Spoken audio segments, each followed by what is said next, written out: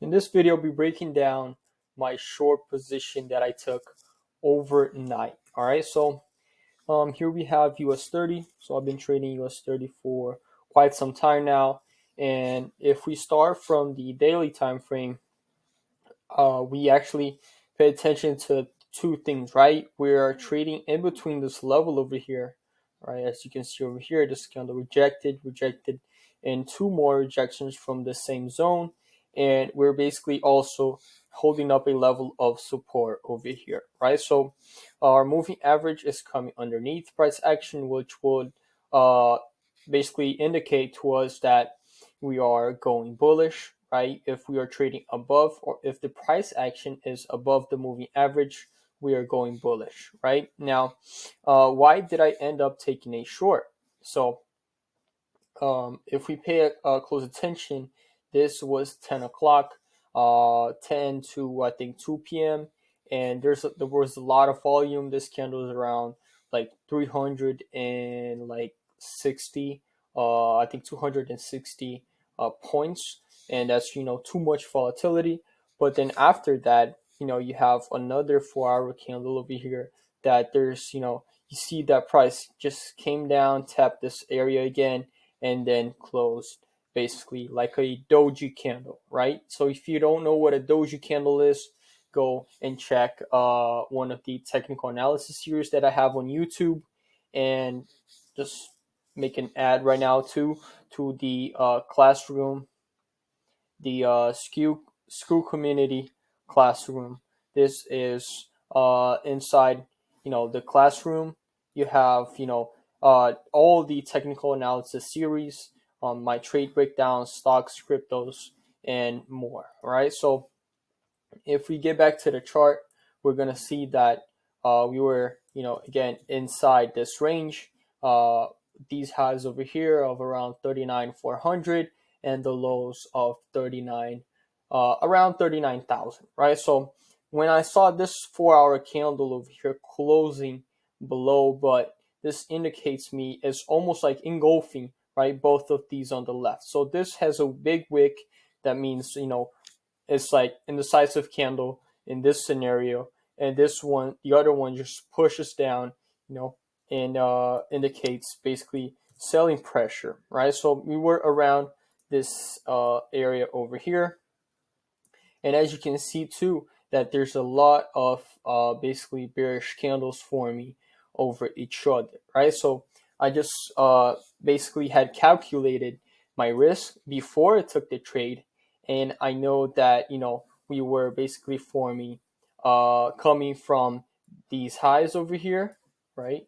This level of these highs, and basically we every time that we broke below this level, we basically push down to this zone over here, right? So let me use the rectangle, basically push down to this zone over here on the bottom, right? So there's like two confirmations. So I know that every time that we were, coming from this level over here, as you can see on the left, we push down. And then again, right, we were over here on this area. I'll put it in yellow, orange. Every time we were in the orange area, we actually ended up tapping this purple area underneath, right? So like this, from here to here,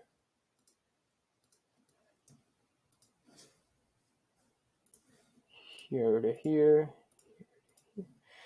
Well, it seems like a pattern to me, right? So once we were right around here, I decided to calculate my risk and enter for a position. So right after this candle closed, I basically entered right after the close. So this candle closed at 10. So I decided to enter my position right over there. My stops, if I calculate basically my take profit zone, which was right around here, that's around 90, right? So let me calculate 1 to 2. So 90, the stop level will be 45, right? So my stop level was right over here. And again, one more thing, we see that the moving average uh, on the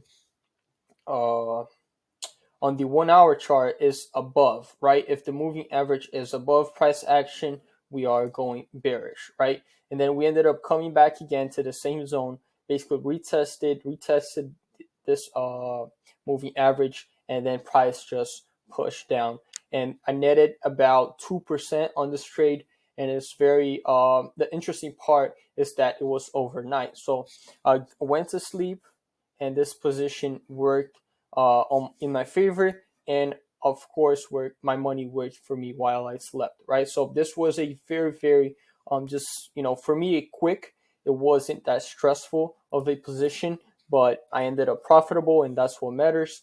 And of course, followed my rule, followed my plan throughout the trade, right? So, just an overview. Also, I believe that we are still inside the same range over here from this 39, 445 to this range. So it's hard to take a trade when there's no direction.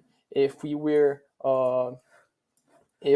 basically going either up like this or down on a downtrend, it's much easier for you to enter a position and follow the position through because you know the direction you're basically going. But if you're just going sideways or you're in between this range, it's basically hard because you have to be buying here, and then selling here, or when price is coming down, like my trade was, you just enter and then go hop for a sell, right? And moments like this, you just have to wait until price basically makes a big confirmation and comes up and breaks through this level of resistance, or comes down and breaks through the level of support. All right, so right now I'm just waiting for I'll be waiting for my next move, since I didn't take a trade in the morning on US30.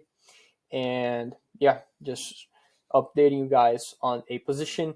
And again, make sure you're taking notes of all of this so that you can uh, improve your trading, or if you don't know, you can learn more about it. All right, so make sure you guys leave a comment down below if you like the video or not.